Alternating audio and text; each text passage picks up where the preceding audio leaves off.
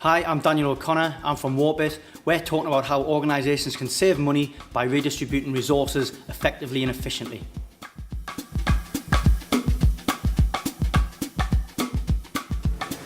Good morning, everybody. My name is Andy Copland from Sunderland Partnership, I'm the Partnership Officer.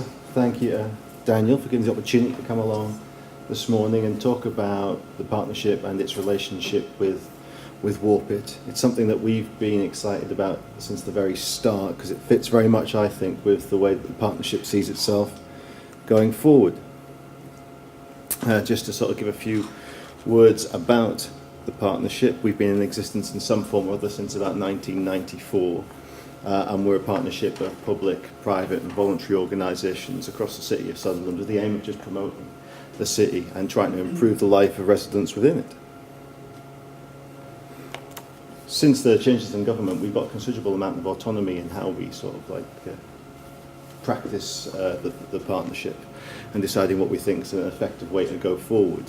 And there has been a review process over the past year or so within the partnership to try and strengthen the voice of Sunderland across the 11 core organisations, but just taking one route, the voluntary sector is there with us around the table, but that then splits down into about 400 organisations across Sunderland. So we try to sort of think ourselves as city-wide.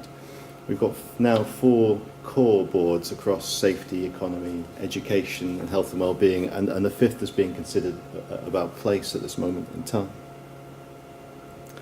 And this is our vision, and this vision still has been in position since 2008 and hasn't been challenged. It very much sums up the approach to the city. And we've continued to work towards that vision as the economic climate has changed over the previous years.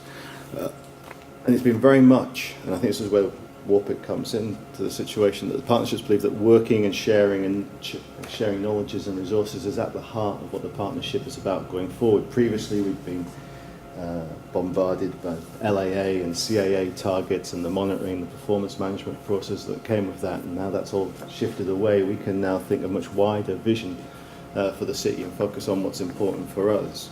And we're also trying to think of new ways of working. So it was an excellent example when WARPit came along for us. We were engaged from the very start of the process, conscious that our council colleagues sort of thought of us right from the off in terms of the planning.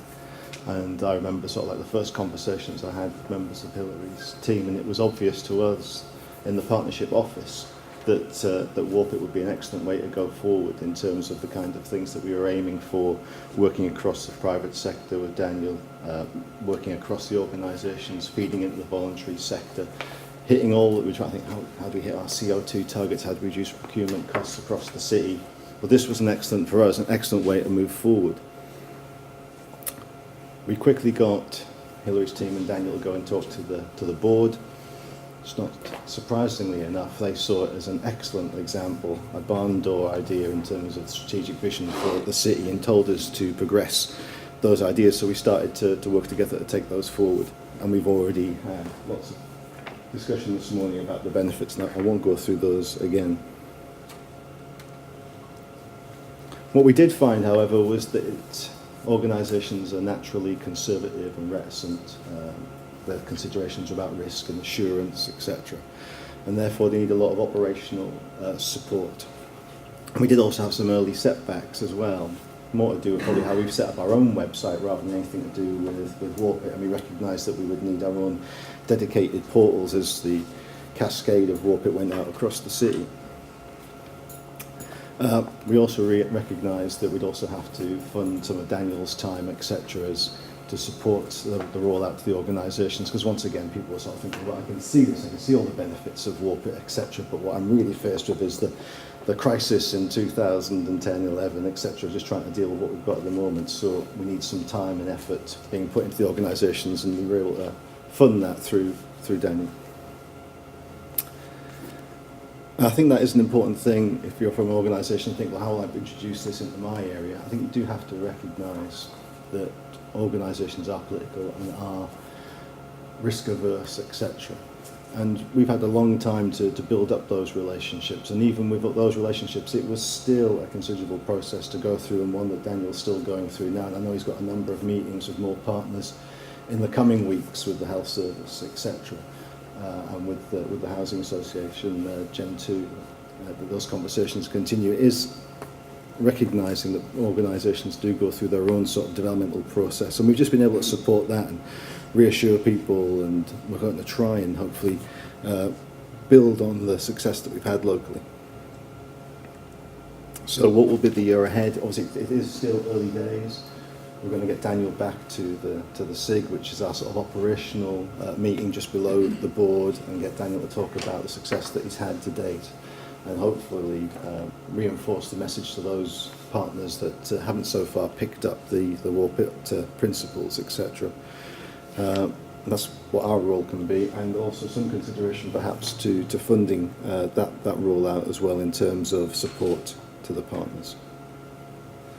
We've obviously got to try and work with Daniel on a case study, the one has been done already, but from a partnership perspective, so that we can circulate that one both regionally and nationally through things like Partnership Futures, and try and get into selling some of the other benefits that we've picked out today, the equipment loans, the sharing, etc. I think there's potential opportunities here to completely redesign how the city interacts and works with itself. WARPit for me is just the start of what should be an incredibly exciting process as we reconfigure the relationships between private sector, public sector and the communities. We start getting the concepts like co-production, etc., and this collaborative working.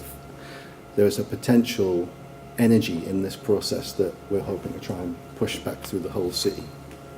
So that's really it. From our perspective, we've been thoroughly excited about being part of WARPit since the start. We want to carry on and committed to sort of seeing this roll out. I'd certainly support anybody and recommend the WARPit process to anybody who's thinking about taking it forward.